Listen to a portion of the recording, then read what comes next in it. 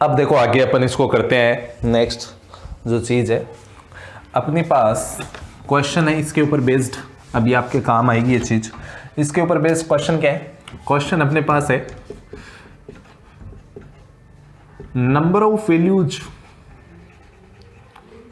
Of z अपने को find करनी है। इफ 1 प्लस जेड स्क्वायर और ये अपने पास z टू पावर 19 तक जा रहा है और इसका वैल्यू 0 है। ऐसे ही 1 प्लस जेड स्क्वायर और ये अपने पास जा रहा है z टू पावर 17 तक और इसका वैल्यू कितना है? 0 है। अब अपने को क्या करना है कि अगर ये जो फर्स्ट वाला है इसको मैं 1 माइनस जेड से मल्टीप्लाई कर दूं तो इसकी शक्ल कैसी बदल जाएगी कि ये हो जाएगा 1 minus Z into 1 plus Z square plus Z to power 19 और 0 की चपेट में आके ये तो मर ही गया।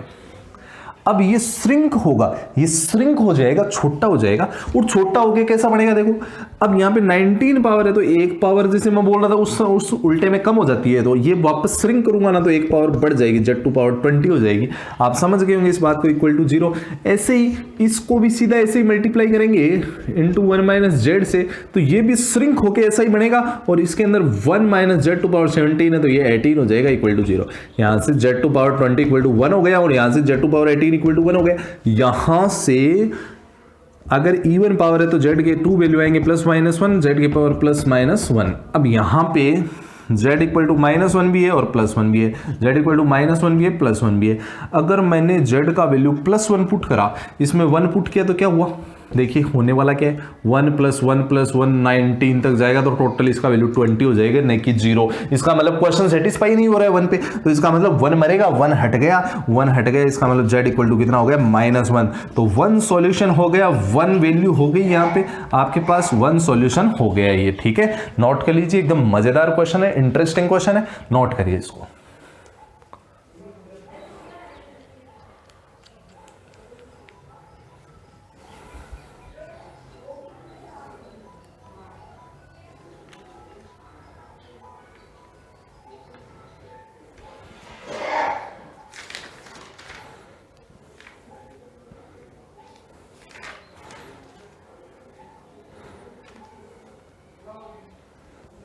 नेक्स्ट क्वेश्चन आ रहा है,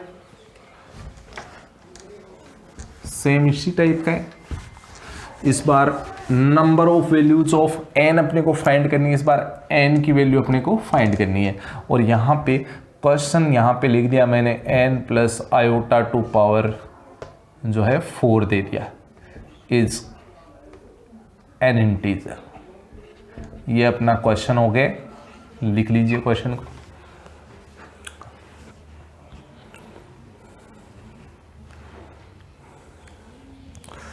अब देखो इंटीजर कॉम्प्लेक्स नंबर सबका माई बाप है नंबर सिस्टम में। इसका मतलब कॉम्प्लेक्स नंबर के सामने इस इंटीजर की कोई हैसियत नहीं है, कॉम्प्लेक्स नंबर में इंटीजर की कोई हैसियत नहीं है। इसका मतलब इंटीजर क्वेश्चन वाले ने देख के अपने साथ क्या कर दिया है? धोखा कर दिया है, अपने साथ धोखा कर दिया है, क्योंकि कॉम्प्लेक्स नंबर इतना बड़ा, उसमें इंटीजर की क्या औकात। तो अपन है ना, लेकिन ये पता है अपने को इसके कॉम्प्लेक्स नंबर के 2 पार्ट होते हैं, वो 2 पार्ट्स होते हैं, उसमें रियल पार्ट और इमेजिनरी पार्ट। इसका मतलब इंटीजर है वो रियल होता है, रियल नंबर का मतलब ये इंटीजर हो रहा है, इसका मतलब ये ओनली रियल नंबर है। इसका मतलब इसका इमेजिनरी पार्ट कितना है? इस z बोल दूं अगर, इस z का इमेजिनरी कितना हो गया? 0 हो गया। इसका मतलब धोखा दे दिया उसने इंटीजर देके। ठीक है, इसका मतलब उसके अंदर रियल है, इंटीजर का मतलब वो रियल नंबर है, इसका मतलब ओनली रियल पार्ट है, इसका मतलब इमेजिनरी पार्ट कितना हुआ? 0। ये बात समझ गए? ये बात समझ गए तो आगे सोल्व करते हैं इसको। अब आगे देखो, आगे सोल्व करूंगा मैं इसको, आगे सोल्व करूंगा तो क्या होगा? इसको मैं कैसे, देखो इसको कैसे है ना, मैं मतलब सोल्व करूंगा। n प्लस आयोटा का पावर 4 है, या तो इसके अंदर बाइनोमियल लगा दो या इसको ऐसे लिख दूं 1 प्लस आयोटा का square into n plus iota का स्क्वायर, इसका स्क्वायर ओपन किया, n square plus iota square plus 2n iota, और ऐसे ये आएगा तो इसको स्क्वायर में लिख देता हूँ। n स्क्वायर आयोटा स्क्वायर का वैल्यू -1 हो गया प्लस 2n आयोटा हो गया। इसका स्क्वायर ओपन किया, तो क्या आया? a का स्क्वायर प्लस b का स्क्वायर प्लस c का square 4n² iota square plus 2ab, इन दोनों को मल्टीप्लाई करेंगे तो -2n², इन दोनों को करेंगे तो माइनस का 4n आयोटा, ऐसे इन दोनों को करेंगे तो प्लस का 4n आयोटा आ गया अपने पास। अब देखो मैं आयोटा स्क्वायर को जानता हूँ, ये -1 होता है, तो z इक्वल टू कितना हो गया, n का पावर 4 + 1 -1 हुआ तो -4n², ऐसे ही, और ये माइनस का 2n², तो सॉरी ये 4 और 2 6 हो गए, ठीक है, 6n² हो गए। अब इनमें से आयोटा कॉमन ले लेता हूँ, तो पहले प्लस वाले लिख देता हूँ, 4n माइनस का 4n, ये n³ हो गया होगा, ओहो ये n³ हो गया प्लस वाला, ठीक है, तो ये हो गया। इसका मतलब ये तो रियल पार्ट है और ये इमेजिनरी पार्ट है। इमेजिनरी पार्ट को कितना कर दूंगा, खत्म कर दूंगा, खत्म करने का मतलब इमेजिनरी जेड कितना कर दूंगा, 0 कर दूंगा। इसको 0 करूंगा तो क्या बनेगा, ये 4n minus 4n³ equal to 0 हो गया। यहां से 4n मेरे पास कॉमन आएगा, 4n कॉमन आ गया तो कितना बचा, 1 minus n² equal to 0।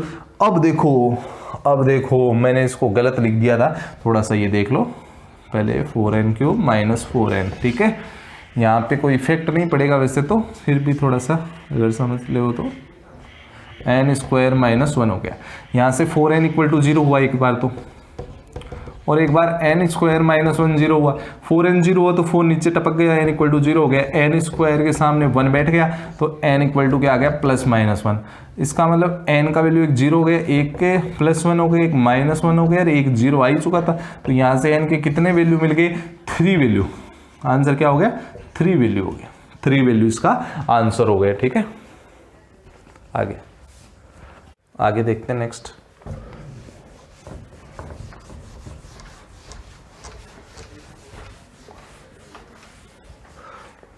Next के अंदर क्या है, अपने पास क्वेश्चन है,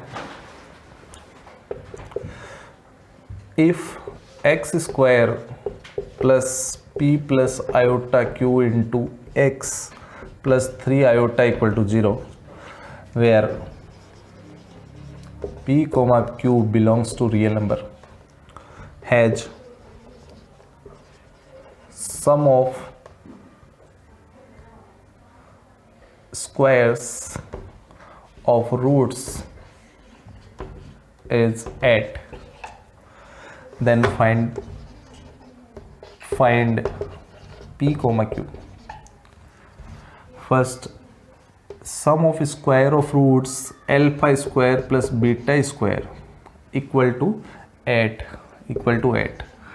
alpha plus beta to whole square equal to alpha square plus beta square plus 2 alpha beta by side interchanging alpha plus beta to whole square minus 2 alpha beta equal to alpha square plus beta square हो गया। अब यहाँ पे value अपन put करते हैं तो क्या बन गया, अल्फा प्लस बीटा का whole square minus 2 alpha beta equal to कितना बच गया, 8 बच गया। अल्फा प्लस बीटा कितना हो गया, ये इसके अंदर डिवाइड कर दूंगा तो ये x के इंटू में होता है, वो अल्फा प्लस बीटा होता है, तो ये अपने पास आ गया p प्लस आयोटा q का whole square minus alpha into beta कितना होगा, इसका डिवाइड कर दूंगा तो ये 3 आयोटा इक्वल टू 8 हो गया, ठीक है। अब ये अपने पास 8 हो गया साहब। अब देखो क्या होगा, अब देखो इसका स्क्वायर ओपन करूंगा, p² plus iota square q² plus 2ab और -3 आयोटा इक्वल टू 8 हो गया। आयोटा स्क्वायर को -1 कर दूंगा तो p² माइनस q² हो गया ये, और इन दोनों से आयोटा कॉमन ले लिया तो अपने पास क्या बचा, 2pq माइनस 3 इक्वल टू 8 हो गया। अब इधर तो रियल पार्ट भी इमेजिनरी, इधर कुछ इमेजिनरी नहीं है तो 0 आयोटा लिख दूंगा, कंपेयर कर दूंगा। कंपेयर करते ही क्या होगा, यहाँ पे कंपेयर होगा, कंपेयर होते ही क्या होगा, ये वाला है ना p² माइनस q², ये हो गया 8 के इक्वल, और ये जो है 2pq माइनस 3 किसके इक्वल हो गया, 0 के, तो 2pq इक्वल टू कितना हो गया, 3, 2pq किसके इक्वल हो गया, 3 के इक्वल हो गया। अब जो है, अब देखो क्या होने वाला है आगे की कहानी में, pq इक्वल टू कितना हो गया, 3/2 हो गया, और q कितना आ गया अपने पास, 3/2p आ गया, 3 कितना आ गया, 2p आ चुका है अपने पास। अब देखो एक बात और अपने को यहाँ पे देखनी है कि जो ये यहाँ पे एक बार वापस अपन देख लेते हैं कि ये वाली जो चीज़ है इसका स्क्वायर ओपन किया था, ये अपने पास सही जा रहा था, स्क्वायर कोई प्रॉब्लम वाली बात नहीं है, और इसको अपन ने सेपरेटली लिख दिया था, कोई दिक्कत वाली बात नहीं है। अब ये वाली वैल्यू यहाँ पे पुट कर देंगे और P और Q का वैल्यू अपने को मिल जाएगा। ठीक है,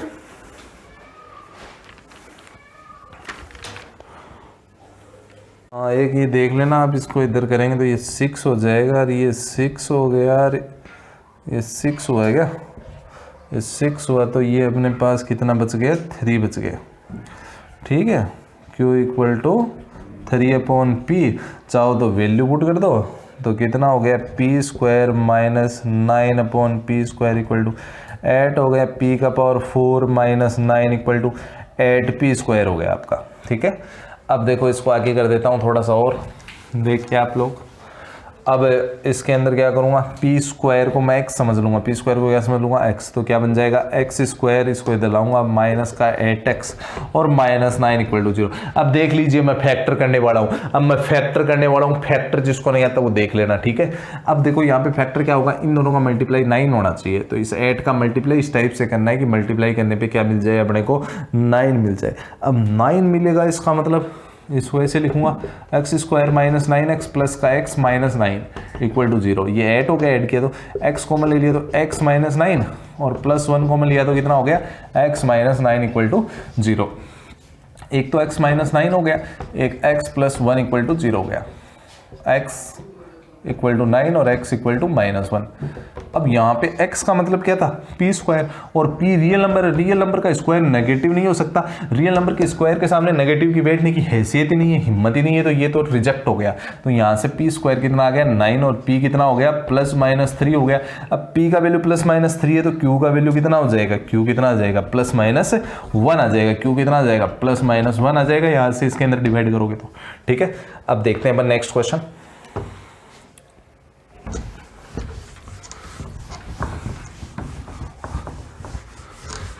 देखो बहुत मज़ेदार क्वेश्चन लेके आया हूँ, अगला क्वेश्चन देखो मज़ा आ जाएगा।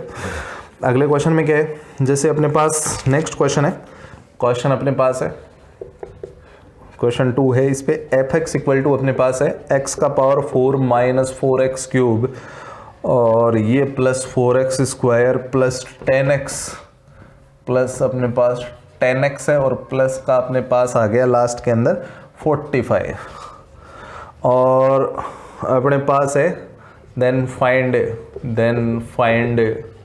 f3 + 2 आयोटा, ये अपने को फाइंड करना है। ठीक है, तो सबसे पहले तो ये देखना है कि ये जो चीज़ है ये fx है, इसका मतलब x कितना हो गया, x जो हो गया वो 3 + 2 आयोटा हो गया। इसका मतलब मैं इस 3 को इधर ले आऊँ तो किसी की कोई समस्या नहीं है, ये 2 आयोटा कोई दर्दनाक नहीं है। यहाँ पे स्क्वायर कर दूंगा, स्क्वायर करूँगा तो x square plus 9 - 6x equal to 4 iota square हो गया, आयोटा स्क्वायर का -1 किया तो -4 हो गया, तो x स्क्वायर माइनस ये 4 हो गया, 6x + 13 इक्वल टू 0 आ गया। मतलब इस चीज़ का वैल्यू 0 हो गया। ये एक क्वाड्रेटिक इक्वेशन है और क्वाड्रेटिक इक्वेशन का एक रूट 3 + 2 आयोटा है, तो दूसरा रूट जो है वो 3 - 2 आयोटा होगा 100%। इसका मतलब ये तो उसने चाल खेली अपने साथ कि ये जो क्वाड्रेटिक इक्वेशन का रूट दे रखा था, इसका मतलब कहीं ना कहीं यही लोचा है, तो क्वाड्रेटिक वाला फॉर्मूला लगाता हूँ इस चीज़ का, इसका मतलब ये चीज़ इसमें कंटेन है, तो ये चीज़ का भी इससे कोई रिलेशन है, इसका इससे रिलेशन है, तो इसका भी इससे कोई रिलेशन होगा। डिवाइड करके पता करता हूं, पता करूंगा तो देखना क्या होता है।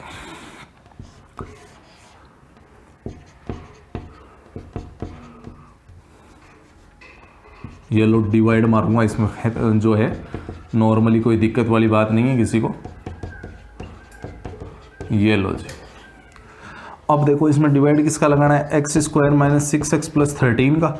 ये डिवाइड किया तो x स्क्वायर आ गया अपने पास, ये लो x स्क्वायर x की पावर 4, इससे किया तो -6x क्यूब और इससे किया तो अपने पास कितना हो गया 13x स्क्वायर, सब्ट्रैक्ट कर दूंगा माइनस प्लस माइनस, ये मर गया, ये प्लस का 2x क्यूब बच गया और ये माइनस का अपने पास कितना बच गया 9x स्क्वायर और प्लस 10x + 44। अब क्या लाएंगे अपन, इसको किससे मल्टीप्लाई कर देता हूँ 2 से 2x से करूँगा तो 2x से करूँगा तो 2x क्यूब माइनस ये हो जाएगा 12x स्क्वायर और प्लस 26x हो जाएगा माइनस प्लस माइनस, ये कट गया आपका, ये मर गया, और ये अपने पास कितना बच गया है, ये जो है बच गया अपने पास, ये अपने पास बच गया है कितना 3x², और ये माइनस का कितना 6x + 44 बच गया। एक डिवाइड और मार देता हूँ, देखो 3 से करा, 3 से किया तो क्या हुआ, 3 से किया तो ये अपने पास 3x², और 3 से किया तो ये अपने पास कितना हो गया 18x हो गया, और 3 से किया तो ये 39 हो गया। ये माइनस, ये प्लस, ये माइनस, ये मर गया, और ये अपने पास कितना बच गया 12x दे गया। ये अपने को क्या दे गया 12x दे गया, और ये डिवाइड होके 5 बच गया। इसका मतलब ये बात हो गई। तो इसका मतलब ये जो डिवाइड किया है मैंने यहाँ पे, इसका मतलब इस चीज़ को, ये जो चीज़ है ये क्वेश्चन वाली, इसको मैं ऐसे लिख सकता हूँ क्या साहब, x² - 6x + 13 इंटू में लगा दिया मैंने x² + 2x + 3 और प्लस 12x + 5 लिख दिया। इसका मतलब ये तो जीरो बन गया, जीरो की चपेट में आके पूरा जीरो, 12x + 5 बच गया, x का वैल्यू ये रख दिया मैंने, तो 12 × 3 + 2 आयोटा और +5 हो गया। इसका मतलब इसको मल्टीप्लाई किया तो 36 + 24 आयोटा और 5 मिलके 41 हो गए। ये आंसर है। आगे स्टार्ट करते हैं अपन, ये नोट हो गया होगा आपका। अब अपन इसकी कुछ प्रॉपर्टीज रखते हैं, कॉम्प्लेक्स नंबर की प्रॉपर्टी, मज़ेदार प्रॉपर्टियाँ हैं, देखना पूरी ले लेंगे अपन, इसकी प्रॉपर्टी अडप लेंगे पूरी, देखना कैसे अडपते हैं। तो फर्स्ट प्रॉपर्टी यहाँ पे मैं लिख रहा हूँ, properties of complex number, initial form में कॉम्प्लेक्स नंबर लिख रहा हूँ। प्रॉपर्टीज ऑफ कॉम्प्लेक्स नंबर में अपन फर्स्ट स्टार्ट करते हैं साहब। फर्स्ट क्या है, इक्वलिटी ऑफ कॉम्प्लेक्स नंबर। अब जैसे कोई भी दो कॉम्प्लेक्स नंबर है, जैसे x + i है, वो x + i के इक्वल है, मतलब डिफरेंट लिख देता हूं, ये 1 1 यहाँ पे 2 2, x1 + i 1 x2 + i 2 के इक्वल है। तो ये 100% इक्वल तभी होगा जब इसका रियल पार्ट के इक्वल होगा, और जो इसका इमेजिनरी पार्ट है ना, वो इमेजिनरी पार्ट के इक्वल होगा, तभी ये क्या होंगी, दोनों कॉम्प्लेक्स नंबर इक्वल होंगी। इसका मतलब ये हो गया कि रियल पार्ट और इमेजिनरी पार्ट है ना डिफरेंट तरीके से हो गए तो ये इक्वल नहीं होगी, इक्वल तभी होगी जब दोनों पार्ट इक्वल होंगे। रियल के इक्वल होना चाहिए, इमेजिनरी के इक्वल होना चाहिए। ये बात है ना इक्वलिटी में आपको ध्यान रखनी है। इसका मतलब साहब ये, अगर मैं इसकी सेकेंड प्रॉपर्टी स्थापित करूं कि अगर यहाँ पे जो है x1 x2 के इक्वल है और y1 y2 के इक्वल है, तो इसका मतलब क्या हो गया, x1 + आयोटा y जो है y1 है वो x2 + से आयोटा y2 के इक्वल हो गया। हाँ 100% इक्वल हो गया। लेकिन कभी क्या हो जाए, कभी इस टाइप की कंडीशन आ जाए कि x1 + आयोटा y1 है ना, ये ग्रेटर हो गया x2 + आयोटा y2 के। इसका मतलब अपन बोलेंगे साहब ये है ना, ये मीनिंगलेस है, इस बात का कोई मीनिंग नहीं है, कॉम्प्लेक्स नंबर में बड़ा छोटा नहीं होता। लेकिन फिर भी उसने बोल दिया कि करना पड़ेगा तेरे को, दो करना पड़ेगा। इसका मतलब मैं बोलूंगा कि ये तब भी पॉसिबल है जब ये इमेजिनरी खत्म हो जाए, फिर कॉम्प्लेक्स बचेगा ही नहीं, ये रियल ही बचेगा। इसका मतलब मैं बोल दूं y1 = y2 = 0 हो जाए, y1 और y2 के दोनों के वैल्यू क्या हो गए, 0 हो गए। उस कंडीशन में क्या हो जाएगा, x1 x2 से ग्रेटर हो सकता है। इसका मतलब बोल दूं साहब कि कॉम्प्लेक्स नंबर में, इसका मतलब ये बोल देता हूं, कॉम्प्लेक्स नंबर में इक्वलिटी होती है, इनइक्वलिटी कभी नहीं होती। लेकिन वो फोर्स करते तो ऐसी कंडीशन बन सकती है, आप देख सकते हो। ठीक है, इस चीज को आप नोट कर ली, बहुत मजेदार है। अब ये नोट हो गए तो अपन आगे जो देखेंगे फिर, ठीक है, इतना आप तैयार कर लीजिए।